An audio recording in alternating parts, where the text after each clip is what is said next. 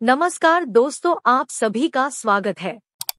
आज की ये श्रापित गुड़िया की सच्ची कहानी, एनाबेल डॉल। तो चलिए शुरू करते हैं। बात है 1970 की, जब एक माँ एक खिलौनों की दुकान से एक अलग दिखने वाली गुड़िया को खरीदकर घर लाती है। यह गुड़िया माँ अपनी बेटी डोन्ना के जन्मदिन पर उसे तोहफे में देती है। उस समय डोन्ना अपनी दोस्त एंजी और लो साथ एक अपार्टमेंट में एक साथ रहती थी। डोन्ना अपनी माँ के दिए हुए गिफ्ट यानी गुड़िया को बेड के एक कोने में सजा देती है। कुछ ही दिनों में डोन्ना और उसकी दोस्तों को वह गुड़िया अजीब और डरावनी लगने लगती है।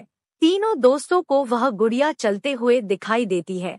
जैसे जैसे दिन गुजरते गए यह बातें आम होने लगी, जैसे गुड़िया का एक जगह से दूसरी तरफ घूम जाना। कई बार जब डोन्ना और उसकी दोस्त स्कूल से घर आती है तो एक कमरे में रखी हुई गुड़िया दूसरे कमरे में मिलती, तो कभी सोफे पर मिलती थी। गुड़िया को लाने के 1 महीने के बाद हालात इतने भयानक हो जाते हैं कि अब दोनों दोस्तों को घर लौटने पर चमड़े के कागज पर लिखे हुए संदेश मिलते हैं, जिस पर हेल्प मी लिखा होता था, मानो जैसे यह सब उस गुड़िया ने अपने छोटे छोटे हाथों से लिखा है, क्योंकि जो कागज पर लिखावट थी वह किसी छोटे बच्चे की थी। हैरानी की बात यह है कि जो संदेश लिखे मिलते थे वे चमड़े के कागज पर मिलते थे, जो कि उस घर में थे ही नहीं।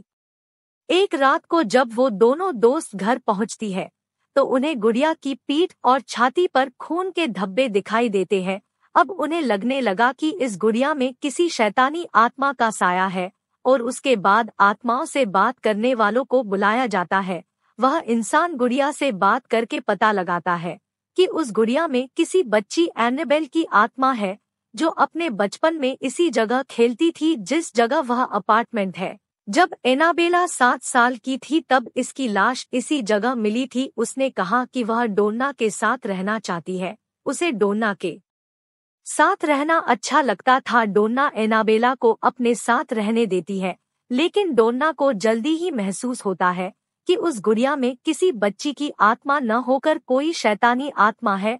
उस घर में डोन्ना और एंजी के साथ लो भी रहता था, जो कि उस गुड़िया को शुरू से ही नापसंद करता था। लू ने कई बार डोन्ना को बताया था कि इस गुड़िया में शैतानी आत्मा है और इसे कहीं दूर फेंकने के लिए भी कहा था, पर डोन्ना ने लो की बातों को अनसुना कर दिया था। उस आदमी की आत्मा से बात होने के बाद दूसरे दिन सुबह लो घबराते हुए डोना को बताता है कि गुड़िया ने उसे कल रात को गला दबाकर मारने की कोशिश की थी, लेकिन डोना को लगा कि लो ने कोई डरावना सपना देखा है। लेकिन उसी दिन दोपहर को जब एंजी और लो बाहर बैठकर बातें कर रहे थे, तभी अचानक उन्हें डोना के कमरे से भयंकर चीखने की आवाजें आने लगती है।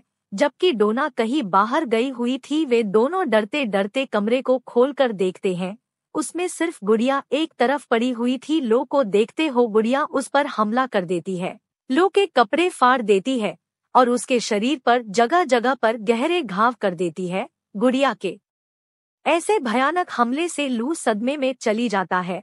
लो पर हुए इस भयानक हमले से डोना को विश्वास हो जाता है कि इस गुड़िया में किसी बच्ची की नहीं बल्कि शैतानी आत्मा का साया है। यह गुड़िया श्रापित है। डोना मदद के लिए फादर हेगन से मिलती है। फादर हेगन को श्रापित आत्मा का मामला लगने के कारण वह डोना को अपने सीनियर फादर कुक के पास भेज देते हैं। फादर कुक तहकीकात के लिए paranormal investigators expert Edward rain और लॉरेन रीटा वारेन को बुलाते हैं।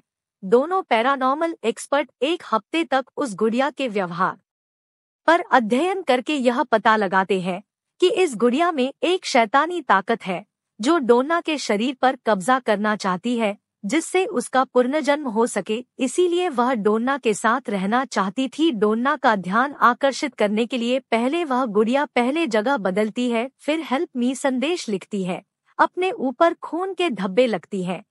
जब उस दिन आत्माओं से बात करने वाले को बुलाया जाता है तब वह गुड़िया उससे झूठ बुलवाती है कि वह एक बच्ची की आत्मा है और वह डोना के साथ रहना चाहती है। वारेन के मुताबिक थोड़े ही दिनों के बाद गुड़िया डोना के शरीर पर कब्जा कर लेती। अब इस अपार्टमेंट को श्रापित आत्मा से मुक्त करने के लिए वारेन, एड और फादर कुक वहां एक क्रिया करते हैं। क्रिया के बाद उस श्रापित गुड़िया को अपने साथ घर ले जाते हैं। गाड़ी चलाते समय उन्हें यह महसूस होता है कि वह गुड़िया अपनी शैतानी ताकत से गाड़ी के ब्रेक और स्टीयरिंग का काम करना बंद कर देती है, जिससे गाड़ी अपना संतुलन खोकर एक पेड़ में टकरा जाती है। वारेन गाड़ी से उतरकर उस गुड़िया पर अभिमंत्रित जल छिड़कते हैं, जिससे वह गुड़िया कमजोर पड़ जाती है, जिसके बाद वारेन सुरक्षित अपने घर पहुंचते हैं। वारेन उस शापित गुड़िया को लाकर अपने ऑफिस में रख देते हैं। कुछ दिनों बाद ही उस गुड़िया की पहले वाली हरकतें शुरू हो जाती है। वारेन जब ऑफिस से जाते हैं तो ऑफिस बंद करके जाते थे, लेकिन घर वापस आने पर वह गुड़िया कभी सीढ़ियों में तो कभी दूसरे कमरे में मिलती थी। इसी दौरान एक और घटना घटती है।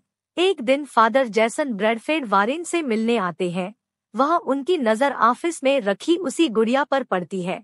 वह उसे देखकर कहते हैं, यह कपड़े की साधारण गुड़िया किसी का क्या नुकसान करेगी। यह कहकर फादर वहां से चले गए, लेकिन रास्ते में अचानक उनकी गाड़ी का ब्रेक फेल हो जाते हैं, जिससे उनका एक्सीडेंट हो जाता है और वह घायल हो जाते हैं। यह हादसा होने के बाद वारेन के अभिमंत्रित किए गए बॉक्स में उस गुड़िया को रखकर बंद कर देते हैं और उसे अपने म्यूजियम में रख देते हैं। इसके बावजूद भी यह गुड़िया एक इंसान की मौत की जिम्मेदार है। जब एक बार एक लड़का अपनी गर्लफ्रेंड के साथ वारेन के म्यूजियम में आते हैं, वारेन उन्हें उस गुड़िया के बारे में बताते हैं। कहानी सुनकर वह दोनों उस बॉक्स में पड़ी गुड़िया के पास जाकर उसका मजाक उड़ाने लगते हैं। जब ऐसा करते हुए वारेन उन्हें देखते हैं तो उन्हें वहां से बाहर निकल देते हैं। बाद में वारेन को पता चलता है कि म्यूजियम से जाने के बाद उनकी मोटरसाइकिल का कंट्रोल अपने आप बिगड़ जाता है और गाड़ी का एक्सीडेंट हो जाता है, जिसमें लड़के को मौत हो जाती है और लड़की बुरी तरह घायल हो जाती है। वारेन का मानना है कि कभी भी किसी शैतानी आत्मा के बारे में हमें गलत नहीं बोलना चाहिए, क्योंकि शैतानी आत्मा अपनी ताकत से आपका सुधार या बिगाड़ दोनों ही कर सकती है। दोस्तों, अगर आपको श्रापित गुड़िया एनाबेल की सच्ची कहानी पसंद आई हो तो इसे अपने दोस्तों व रिश्तेदारों के साथ शेयर जरूर करें। हमें कमेंट करके जरूर बताएं। आपके कीमती समय देने के लिए धन्यवाद।